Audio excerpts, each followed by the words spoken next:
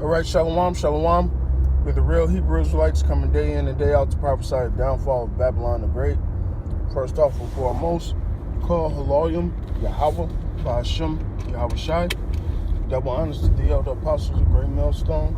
Salutations to the elect, wherever you may be. I'm going to hop straight into it.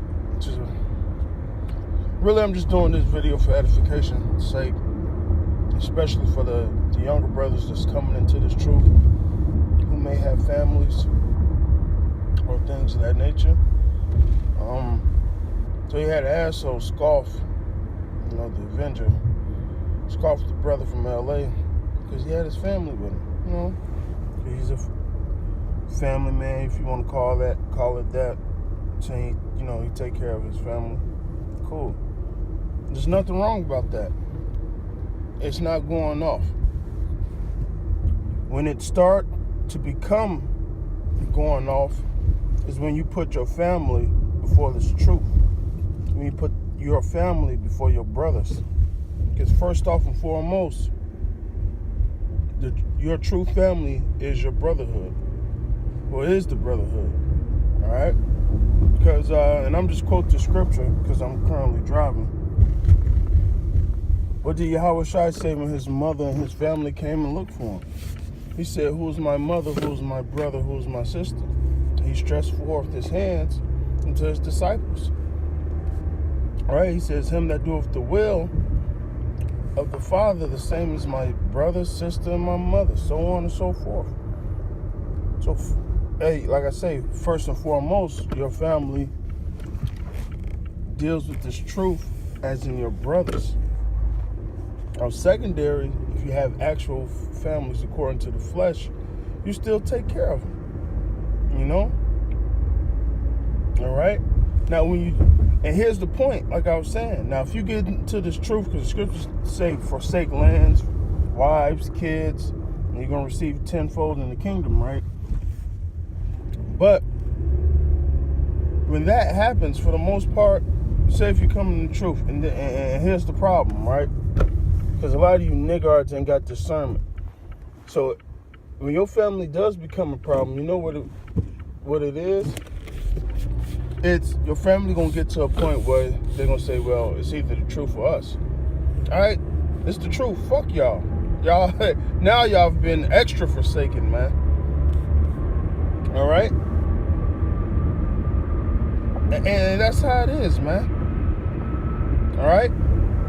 Some shit you gotta swallow down and just lose. Like Paul said, I count all things I lose as dung, man, for the gang of Yahweh Shai. So yeah, you're gonna lose family members in this, but who cares, man? Well, they're forsaken. You're gonna receive tenfold in the kingdom. All right? So I'm saying just come to the truth. And kick out your wife, kick out your kids and shit. You gotta have a spirit of discernment, man. I'm gonna jump straight into the scripture real quick. All right, 1 Timothy 3rd chapter. I'm starting with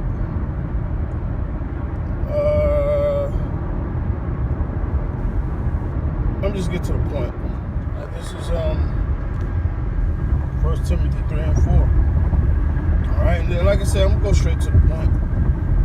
It says one, because he goes to a bishop and a deacon, right?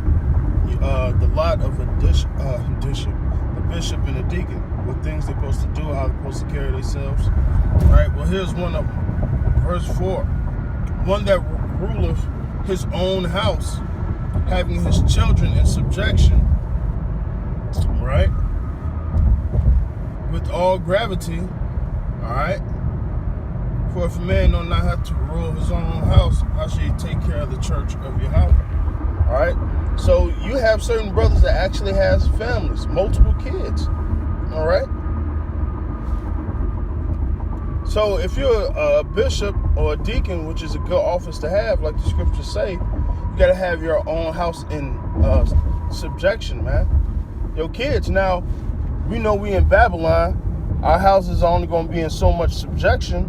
But nonetheless, if your house is in subjection or somewhat, have your kids in order, your wife in order, to a certain extent, Hey, what does that mean? Hey, you taking care of your family.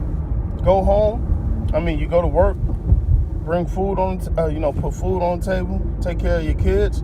Long as that does not get in the way of the truth, everything is okay, man.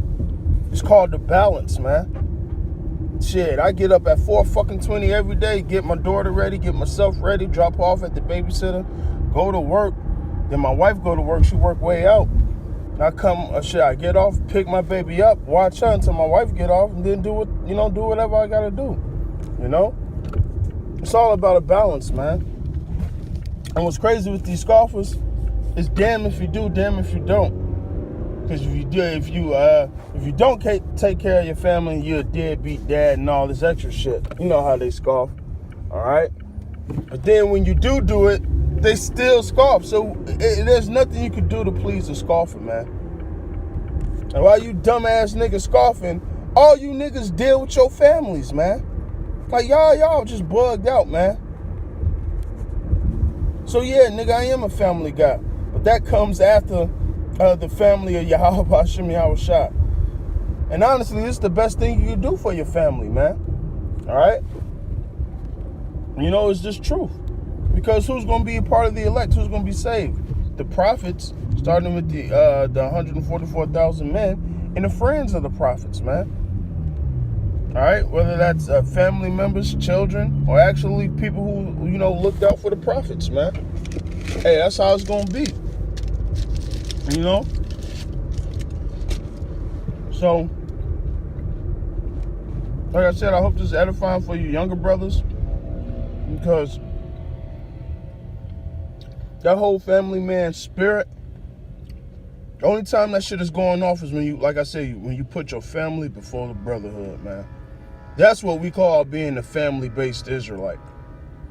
But other than that, on the right-hand side, you could be a family-based Israelite, if you understand what I'm saying. All right? That shit got to be secondary to the truth, though, man. All right? Nothing comes before the truth, man. Nothing comes before Yahweh Shemel Shah. That's why the scriptures say, he that loveth his wife, mother, brother, or his son, daughter more than me is not worthy of me. That's why that shit comes secondary. So they are forsaken to begin with, because you're putting Yahweh Shemel Shah first. And if they scoff and they come to a point where they say, it's either the truth or us, then it's the truth. Then now they're really forsaken, man. And that's gonna be on them. All right. So like I said, hey, what about Abraham? Was he a family man? Isaac, was he a family man? Because they all had children, and they still pleased Yahweh. All right. Jacob, whose name was changed to Israel, was he a family man? The man had to take care of 12 sons, man, and a daughter. All right. So do you know how much time and patience that take? Now, ultimately, Jacob, had midwives and things of that, to take care of the kids and things of that nature, but he was still around providing for his family, man. Why the hell you think he loved Joseph so much, man? And Benjamin. All right? Because you do have that father-son bond, man. All right? But like I said, man, Jake is going to scoff at any and everything, man. Like, literally, any and everything. If you take care of your kids, you're a family-based Israelite, you're going off. If you don't take care of your kids, you're a deadbeat dad. You're going, like, these niggas, whatever, man. But with that, call Haloyim Yahweh Shem Shai, double honors to the elder apostles, a great millstone. Salutations to the elect, wherever you may be. Hold on, Cornelius. Him and his whole household's getting saved, man. He a family-based Israelite. At the end of the day, still take care of your family. However, Yahweh Shem Shai sets that up. If it's in the power of Yahweh Shem Shai for you to do that, man. All right? Yahweh knows I take care of mine. But, that don't come before the truth, man. All right? That does not come before the truth. All right? That, Shalom, Martin.